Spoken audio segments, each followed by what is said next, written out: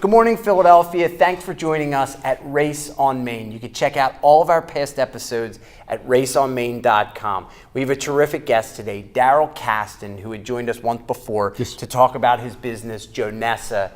He's going to be talking about a fantastic youth program in Philadelphia called Sunrise of Philadephia. So stay tuned, and I will... I don't even know why I'm here. Yeah. I honestly don't know why I have to stay. That's Scott Race, raceonmain.com. We'll see you out on Main Street. Tune in.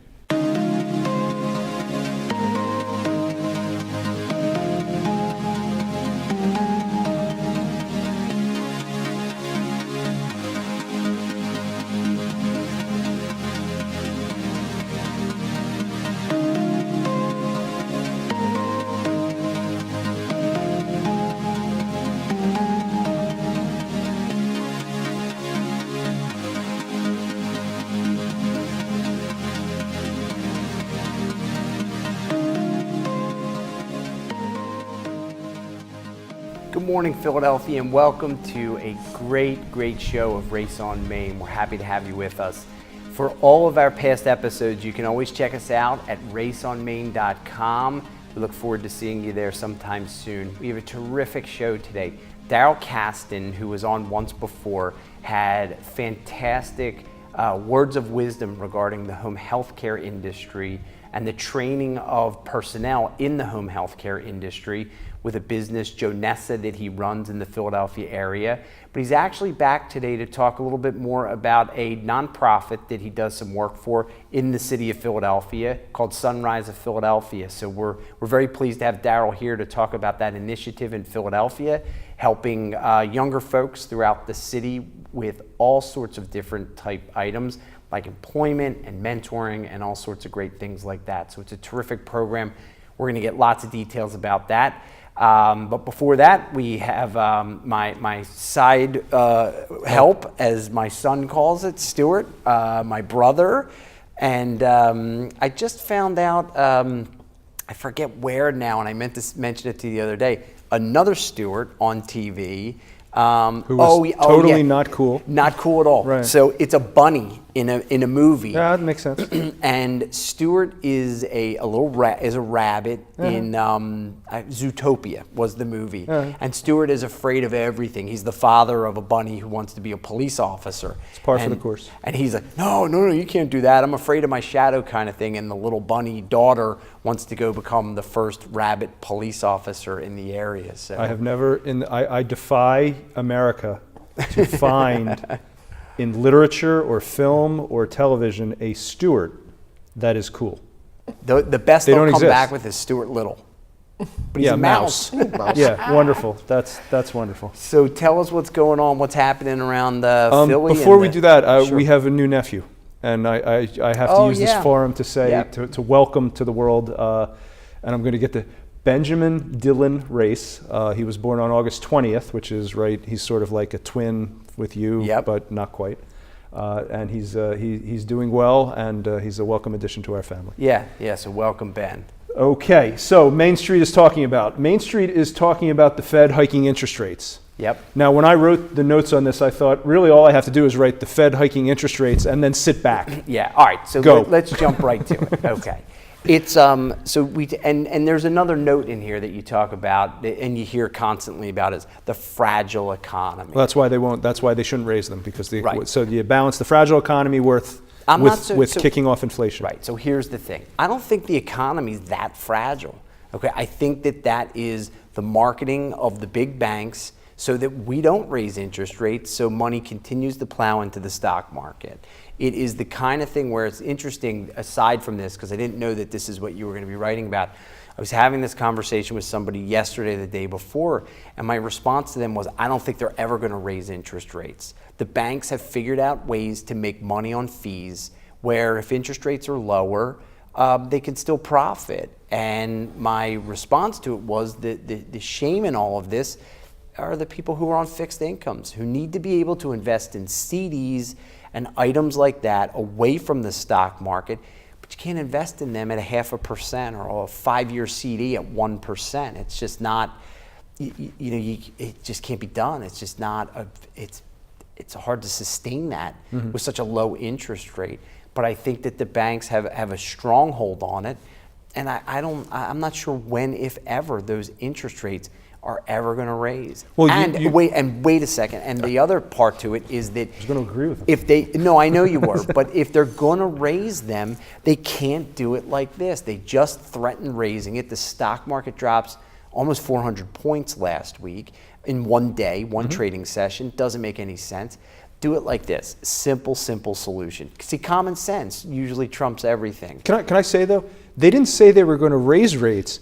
One of the people who has been against raising rates said something along the lines of, well, it might not be be something we can never do. Right. And the stock market dropped 400 points. That's right. And I think that the stock market, to some extent, the folks who control the markets a bit and the banks almost do that on purpose. So what should they do? How should they go about this? This is the solution. And I think that, and I'm sure that people write in and call in and say, hey, look, you know what, you're crazy.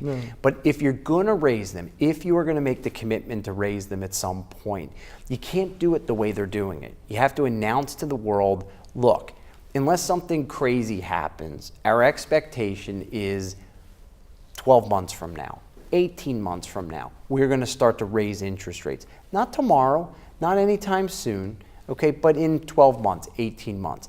And we're going to do it like like 3 basis points or 5 basis points, a very, very small amount every month. 3 basis points every month. We were talking about 25 basis points last week. No. It's too much all at once. So I'm saying that, like, look, we're going to then start to very gradually raise it, okay, every month for, we estimate maybe 36 months, 3 basis points. This is what it's going to go to, or whatever the number is, but something very, very small. Just like if you got into a cold pool.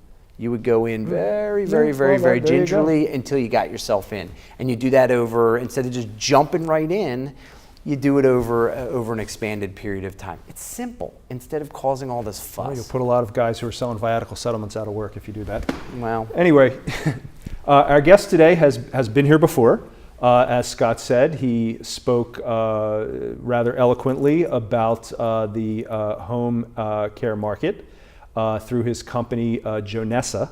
But today he's going to talk to us about Sunrise of Philadephia and getting some support, I guess you could say, for Philadelphia youth. So, Darrel? Hey, I want to thank you guys for having me back. Well, Scott, Stu, thank you for having me. It's great to learn all about this, to know that you have your sort of hands and thoughts and your intellectual expertise in other areas to help really, prop up the youth of Philadelphia. That's a great service. We should all be thanking you. Well, actually, I want to give thanks to Sunrise of Philadephia for allowing me to work with this youth and pretty much in Sunrise. We work with Sunrise of Philadephia, and we work out of Southern High School, which is South Philly High School. So I really want to give Vince Latrina all the credit for allowing me to do this type of work. Yeah, he's a great guy. Him and another good friend of mine, or associate that works for the company, Frank Robinson, have been very instrumental in me doing the work at Sunrise and over at Southern High School. So let's unpack this a little bit. Sunrise of Philadephia is as I understand it, is a nonprofit. Let me tell you, yes, it is a nonprofit. They started out in 1999, and what they do is they bridge community with family, with education, and they run a lot of after-school programs. We do a lot of things over in the South Philly region. Although they're spread out throughout the whole city, they're sort of centrally located in South Philadelphia with that southern tip of Philadelphia. And some of the things they offer, just to give you an idea, we just did a PYM program, which is under the state of Philadelphia Youth Network, which is a summer jobs program. And what we did was we employed 108 students from about 3 to 4 different high schools, and between the ages of 14 to 18. All you have to be is a student in the Philadelphia Schools District and be between those ages, and you can come work with us for 6 weeks out of the summer, 20 hours a week, earn a decent wage, learn what it is to be in the workplace, and of course gain some character building and things of that nature. So I'm very proud of that. Yeah, so let's talk a little bit about that. I'm curious to dive in a little bit because it's fascinating to me. So the whole idea is to say to the kids in the community, hey, look, there's this summer work program. Now, they're not working for you or the Sunrise of Philadephia, rather. they're working for local employers. Is that how it works? Correct. So you sort of manage this program for them to go to work in a, so somebody says here, hey, I have this interested in like being a mechanic maybe someday, and you look to maybe place them. So could you dive in a little bit? Absolutely. What we do is we try to match the kids with some of the aspirations that they have when they grow up as far as their career development. So what we do is we do go out into the community and we link with schools, we link with after school programs, daycares, pretty much the whole gamut of employment without the city. And these kids go into these areas and they work and they get this experience over the course of the summer. But that's not what we really specialize in. That's an added bonus, the PYN piece. Really what Sunrise is about is education. And they run an after-school program out South Philly High School, and the number one component is their credit recovery, which is very important for students that might be failing in their classes. I think we hold credit recovery, as a matter of fact, I'm sure from 3 in the afternoon till 5 in the evening. So there's 2 hours that these students can come in and actually catch up on their grades. We also have what we call our teen lounge, where students come and they engage, where me and another young man that I work with, Frank, we kind of give them soft skills training. We bring another training. We have a horticultural program that we had. I thought that Sunrise had the greatest, or one of the best culinary art program that you could have in the city. As a matter of fact, my niece graduated with a Serve Safe degree, and she's also now attending Walnut Hill College, which is one of our top culinary programs in the country. So those are some of the things that Sunrise of Philadephia is responsible for. Yeah, that's great. So I'm a 14-year-old youth in South Philadelphia, and I'm having trouble in school. I haven't failed any subjects, but I'm having trouble. Can I just show up? Absolutely. You can sign up. There's a membership clause to signing up with Sunrise of Philadephia. You sign up, and then after school, you interact with us. We start to give you, as I said, personal development, professional development. We start working on things that might be happening outside, because we have this thing where we did a workshop, and it was called, we focused on OST, which is out of school time. And that's what was very important on how do we get these kids to where they're engaged after school hours, because of course that's when most of your problems start to occur in those after school hours. Of course in the wintertime it gets dark a little bit earlier, so we want to keep them off the streets and pretty much in a positive environment is what we want to do with this youth of today. Because it's just not enough. Rather have them read a book than pick up a gun at this point here, because well, I'm a big that when you put it in those terms, that makes it pretty clear. So suppose I'm I'm that kid who's just having a little trouble in school. Suppose I'm that kid who's been is on the brink, let's say, of being kicked out of school. Is this the program for me? Or? I would say it is, because one of the components that is in place, and I actually kind of work with that, is a student that might not want to go to college, a student that might be having issues with his grades. What happens to that student when he becomes a senior or after high school? So what we do is we do prep with them as far as now teaching them to do write applications, fill out applications, generate a resume, learning how to do professional attire, learning how pretty much all the soft skills a person would need to get them started. And of course, I don't have a problem with my background of linking this youth with employment opportunities when they either exit high school or if they want to work high school jobs during high school year. So we do a bit of both. So if a kid, to answer your question, if a young man is having a little bit of trouble, I think Sunrise would be the ideal place for him, because he's already engaged in normal 9 to 5 school time. So I think that after time, and someone give him that special attention, we look at nutritional things. We feed these students after school for those who might not want to go home immediately and have a meal. We make sure we do things of that nature. We keep them engaged. We actually we did a podcast this summer, which I thought was a wonderful thing, and these kids are actually talking about what's going on in their communities, how they feel about it, and how it relates to them. So I thought that was a wonderful thing. We had a young man, British, I love his accent, and he came in and he actually performed those duties with the podcast. It was part of what we did with the Summer Youth Network this year, and I thought it was a wonderful adventure. And of course our horticultural, having the kids learning about, feeding themselves and farming and, botany and all that good stuff there. So yeah, Sunrise of Philadephia, I praise the work that they do here in our community. Now, how many, you have a kid who's 14 who, let's say, is having some issues, as an example, and he comes to Sunrise and does really well with it, and says, oh, you know what, I see the light kind of thing. I see the sunrise. I'm a changed person. I'm more focused on my academics. I can actually see that it can take me places, kind of thing. I couldn't see that before, but I can see that now.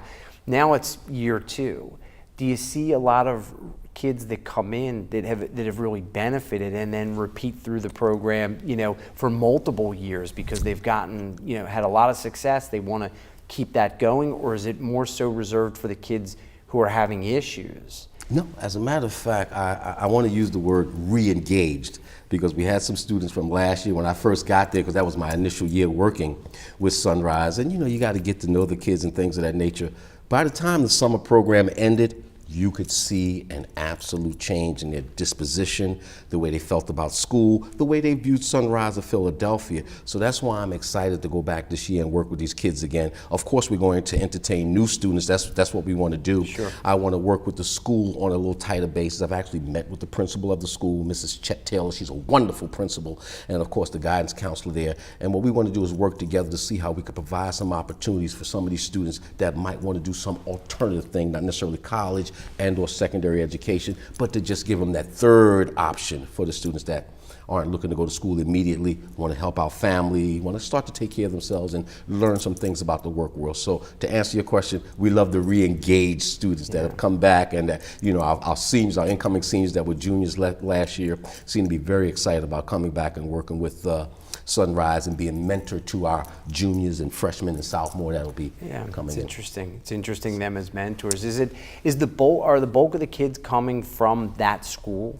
Well, the Sunrise program is based at South Philly High School. Right. But during our PYM period, that summer youth network job, we outsource to all of the schools. All the other high schools are welcome to send their students to us, as long as we don't go over that 108 mark. And if that were to be the case, we actually have some other entities where we could forward students to for employment over the summer. So no, you do not have to necessarily be a South Philly High School student to engage in what we're doing at Sunrise of Philadephia. Oh, not that's at all. great. That's Not great. at all. So some opportunities that you don't always hear about that are existing Yeah, in well, the community. you and I always talk about how one of the things that we worry about, you talk about Main Street America, and the idea that a lot of people are graduating from high school, and just to parrot what you're saying, they're not, for whatever reason, they're not interested in college. It's not for them.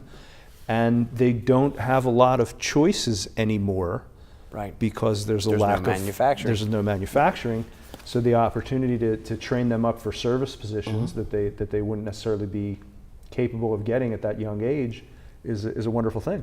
It's unfortunate that I wouldn't use the term that they don't want to go to college. I think some students feel like they're not ready for it or qualified for it. So, sometimes it's about building up a little higher than they're at right now. But you're right about that. For every student that doesn't want to go to college or secondary education, what happens to that student down the line? Yeah, I mean, we joke, and it's really sort of it's not funny, but to say that the only choices these kids have is to pick up a gun and go into the military, Correct. Or put on a paper hat and work behind the counter at McDonald's, or pick up a gun. Or pick up a gun. Yeah, I mean, pick up a gun. There's which and I don't want to disparage people who are hardworking at McDonald's. I mean, that's a job. Correct. Right. But there's only so many of them, Right. and there needs to be other alternatives for these kids. And that's where we come in. Like I say, we push education. We also do SAT preps. We also help with FAFSA forms. We do all that stuff. Okay, we so that's encourage, another aspect. college. If the kids want to go to college, you're going to help them get there. Education should always be first and key. There's no getting around that. We want to encourage these students to go on to secondary education more so than employment. But you do have that but in there to where they're not all ready for it. They don't feel they're qualified. They don't have the means to do it, grades, for whatever reason. But no, education is the key to anything or sustainability in this country we live in, or this world. Sure. So, Yeah, you're absolutely right. It's an interesting piece. It's funny. I was thinking about my own. I had the benefit of going to college, a little ways back, but I had been thinking about it recently, about when you start it, just like you need to be brave. You gotta, to go fill out the applications. there's a certain level of confidence that you need, and you have to have a certain sort of, you got to have a certain level of bravery to go do it. Then you get there. And what really stimulated all this was a friend of my son. They have an older daughter who just started middle school, and I just saw them over the weekend, and they were talking about, that it's a scary thing to jump to that next level. So I started thinking about the folks who are leaving as seniors into college, and even the prep before. It can be a frightening kind of thing. So to hear kids, and a lot of them saying, hey, I might not be ready for it right now. It's like you talk about moving a mountain a shovelful at a time. It's not always easy to see that you can move it a shovelful at a time. These kids, they're not, and it's not that they're not brave, it's that they haven't had the experiences that allow them to think in those terms, I assume. Exposure is everything. I in my work with the Earn Centers and Welfare to Work, I learned that most kids in an urban setting don't get outside of an 8-block radius of where they live. And that's what most of this is about, exposure. What you were saying, transitioning from a middle school to a high school is one thing, but transitioning from a high school to possibly going to school in another state is a whole nother set of rules right there. And that could be intimidating to a person 18, 19 years old. They're leaving their friends, their comfort zone, their peers are no longer, they're going to have a whole new set of peers now. How do I get along with? Could be another demographic of nationalities that they're going to engage. So there's so many things for them to turn around in their head. And of course, they're already confused from being teenagers to begin with. So, that decision on to go to college or to go to work is I think for them could be a tough decision at times. Now, unless that student is really steady. And when I say steady, normally that involves parenting. A lot of that happens in the home. When a student is really direct on what they want to do and where they want to go, they probably have pretty good parents behind them, pushing them. Not that that's always the case. Some kids just have the intestinal fortitude that they want to make it in this world. But I think a lot of time parenting is important. We put too much responsibility on teachers and the state and the country and the this and the that, where a lot of it has to be placed back into the parents' responsibility. And that's something that I do when I was at Sunrise of Philadephia. I didn't have a problem calling up a parent, telling them we wanted to do something particular with their student, or the particular student was asking for this request, and how could we expedite it for them so that we can make this person a better person as a whole person. So that's what we do. As you mentioned, that sort of mission of Sunrise is to bridge education in the community for the benefit of the community, but really the development of the children that are involved within the organization. So, is that how the community is brought in, through contact of that nature, where you're getting on the phone and talking to a parent? That's not the base. That's kind of my method when I get in there, because every student has every problem is a crisis when you get in there. So that was my way of letting them know that I was supporting them. I think when the parents hear from someone else that their student's going to be doing something after school versus something that is detrimental to their health or well-being, it helps out, and it lets the parent know that someone's thinking about their child. What too. Parent would say, this man had called me, he didn't have to let me know he was going to do this or do that. But that's the Sunrise way. Like I said, I enjoy working with them. This was one of the best summers that I had in a long time, because I worked at King High School about 8 or 9 years ago doing the same type of work, and it was just so fulfilling. I love what I do for Joe Nessa as far as changing people's lives, as far as the employment, making sure people are in their homes healthy and safe. But mentoring, there's nothing like it when you know that you affected someone's life and changed them from going out, robbing somebody or whatever, to actually carrying someone's groceries or helping that person. My motto has always been each one, reach one. And I think we should all kind of stand by that. So let's jump over to PYN then. Philadelphia Youth Network. Yeah, the Philadelphia Youth Network. Now you placed 108 students. We did 108 students this year in employment. Absolutely. Now is that a set number? Or are you going to be able to? Could you have placed more if the opportunity presented? Yes, had more kids come out. Absolutely, we could have served. We're not turning away anyone. Any student that wants to come in for an opportunity. Is it a funding thing? It's absolutely funded. Yes, okay. and that was our quota right there of 108. And you kind of like, I guess you ask for what you want to do in that instance. I work with another company, I won't name them, but they did over 1,000 PYN placements. They were one of the largest providers for summer youth jobs. So it's where you want to fit in this gamut of changing some lives and helping this youth to learn about the workplace, because that's what it is, experience. A lot of them have no clue on what it is to go into a workplace, and I think if you start learning that at an early age, I think it really bridges the gap on punctuality, just on your basic overall work history. And do a lot of the kids, I'm assuming that they do a lot of the kids end up staying with an employer? So they've worked for the summer and they have more time, so they obviously need to fill that time. That idleness breeds trouble, right? Correct. You know, when you got a lot of the devil's playground. That's right. So now all of a sudden you have a circumstance where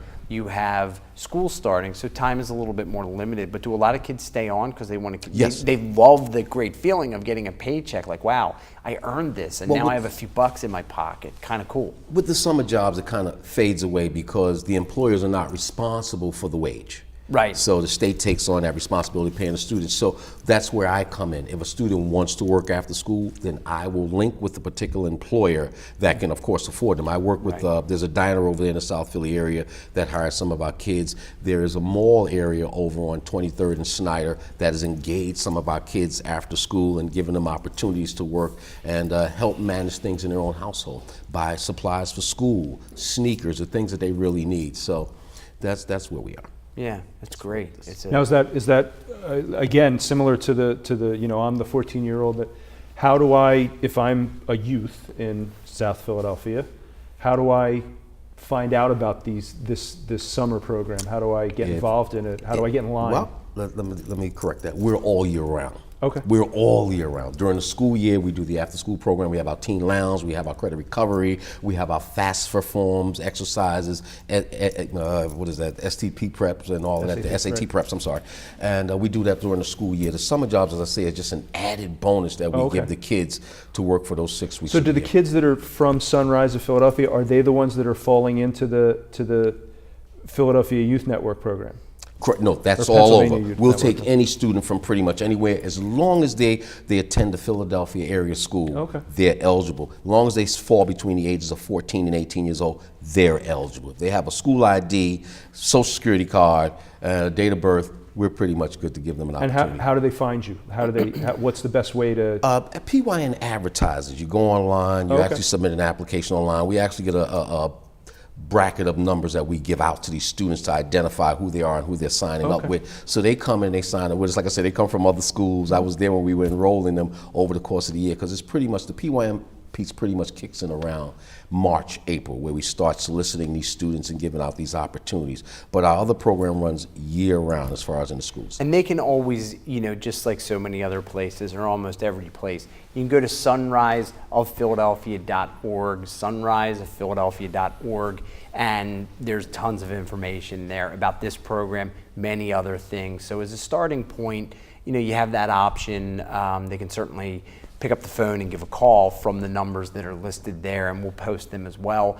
But there's certainly tons of information to get you started there. Main office is located on 9th and Cantrell Street in South Philadelphia. Okay. 9th and Cantrell. Yeah. Absolutely. Well, Darrel, once again, thank you for being here.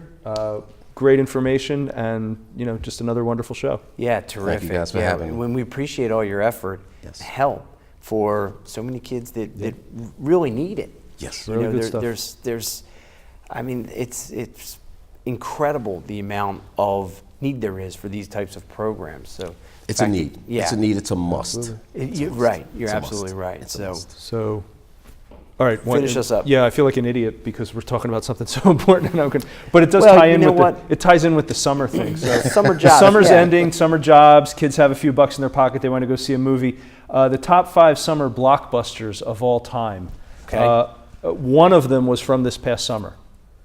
Do you have any? I mean, and it's actually in your wheelhouse with Olivia. I do know this. Might have been interested. It was a sequel. Yeah, Finding Dory. Finding Dory. Yes. Finding Dory is the 4th biggest summer blockbuster of all time.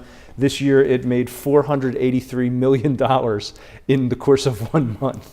More importantly, go ahead, go through the list. Well, at the top of the list is Jurassic World. That's what I would would have dinosaurs. Thought. Yep. Marvel's got 2, The Avengers and The Avengers Age of Ultron. And then the 5th one is the Batman movie, The Dark Knight. So here's the interesting thing. So what was the one that made the most money? Oh, Jurassic World. How much $652 million. And Finding Dory $483 million. Okay. I bet Finding Dory pass it. cost a fraction of what it costs to make the dinosaurs. To make the dinosaurs, because it's, I mean, really and truly, the animation. Okay, all right, everybody, raceonmain.com for all of our past shows, including our past show with Darrel, and this will be airing on there as well. Don't forget all those first responders. And just like Darrel said, you know what? You can lend a hand and reach out to whomever in your community, see how you can help. I think that most community programs, if they could have anything aside from a few bucks, would be some extra hands on deck to help out. So check in your local communities for how you might be able to help. We'll see you out on Main Street, everybody. Thank you.